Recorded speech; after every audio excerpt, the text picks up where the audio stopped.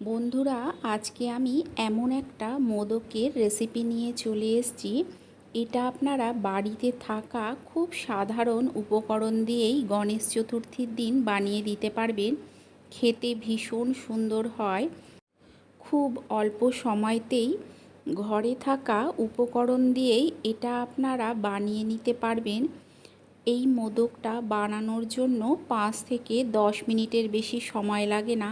এর মধ্যেই এটা তৈরি হয়ে যায়। গণেশ চতুর্থীর দিন আপনারা এইভাবে মোদক বানিয়ে গণেশের ভোগে দিতে পারেন।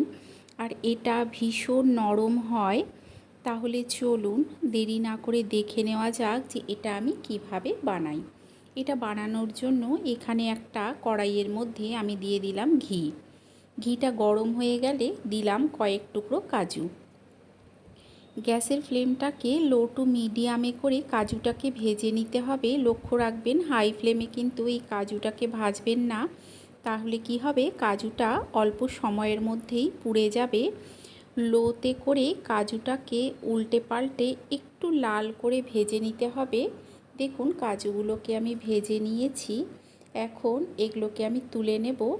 সমস্ত কাজুগুলোকে তুলে নিয়ে ওই ঘিয়ের মধ্যেই আরও 1 চামচ ঘি দিলাম।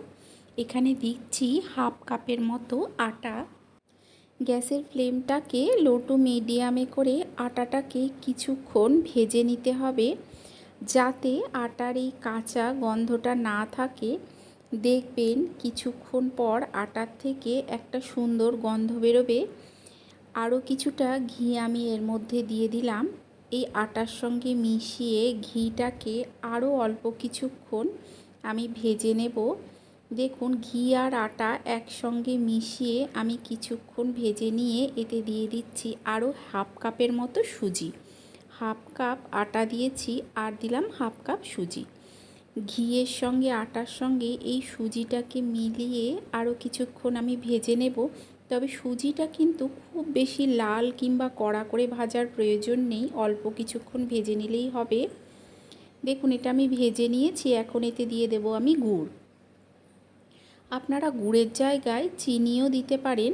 এখানে আমি হাফ কাপ আটা নিয়েছি, হাফ কাপ সুজি নিয়েছি আর হাফ কাপ গুড় নিয়েছি।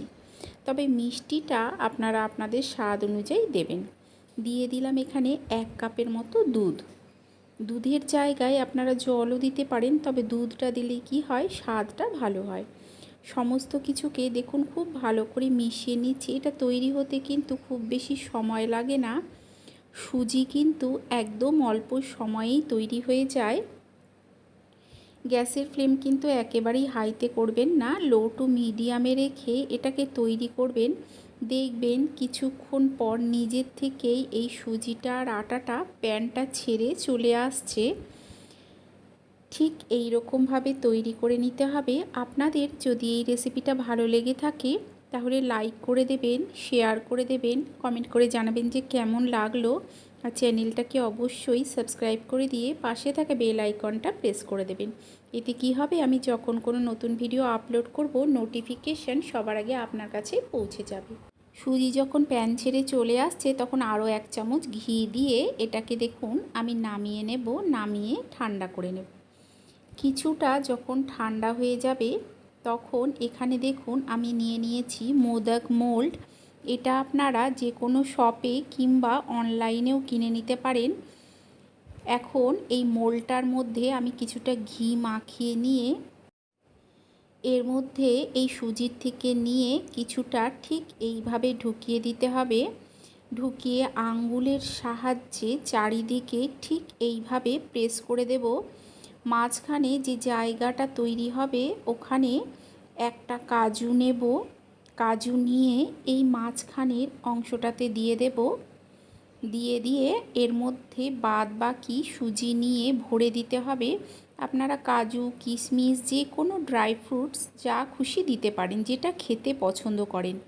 দিয়ে দেখুন মুখটাকে খুব ভালোভাবে বন্ধ করে দিতে হবে। বন্ধ করে দিয়ে আস্তে করে এই মোলটাকে ঠিক এইভাবে খুলতে হবে। খুললেই দেখুন তৈরি হয়ে যাবে সুন্দরভাবে মোদক। ঘরে থাকা উপকরণ দিয়ে এত সুন্দর মোদক তৈরি হয়, আপনারা যতক্ষণ না বানিয়ে খাচ্ছেন ততক্ষণ বুঝতে পারবেন না। এটা আপনারা মোল্ড ছাড়াও কিন্তু তৈরি করে দিতে পারেন। দেখুন কত সহজেই এটা তৈরি হয়ে যাচ্ছে।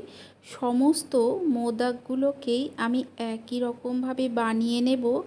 যদি কেউ মনে করেন এটা বাড়িতেও বানিয়ে খাবেন, তাও কিন্তু খেতে পারেন, ভীষণ সুন্দর হয়।